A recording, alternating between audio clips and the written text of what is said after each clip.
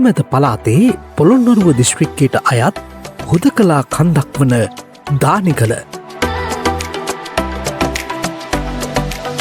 දිමුලාගල ප්‍රාදේශීයකම් කොට්ටාශය තුළ කන්දේගම ග්‍රාම සේවා වසමේ පිහිටා තිබේ. අන්තර් ගංගා කලාපීය ප්‍රදේශය යන නමින් මහාවංශයේද සඳහන් වන්නේ කන්දේගම කන්ද හා ඒ අවට ප්‍රදේශයි.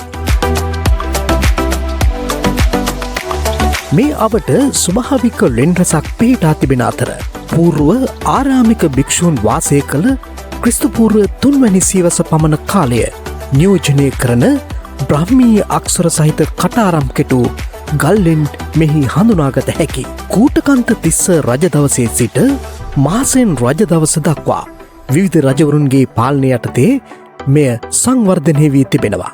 දානිගල අවටින් හමු වූ නාගරූප සහිත මැටි මෙවලම් නිසා ක්‍රිස්තුපූර්ව 3 වන සියවසට පෙර නාග ගෝත්‍රික ජනයාගේ වාසභූමියක්ව පැවති බවටද ඉතිහාසඥයින් මත පළ කරනවා. දානිගල කන්ද අපූරු හැඩයක් සහිත ගිරිශිකරයක්.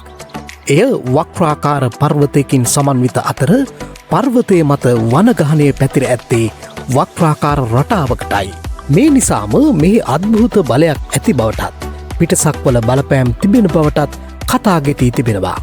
තනි පර්වතයකින් සෑදුණු කඳමුදුරට පිවිසීම ඉතා දුෂ්කරයි.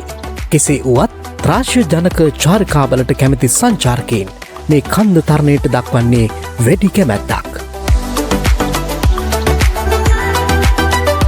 පර්වතය මතට පෙනෙන අලංකාර දර්ශනයේ ඉදිරියෙන් මාදුරු ඔය වනෝද්‍යානයේ සහ ජලාශය කැපී පෙනෙනවා.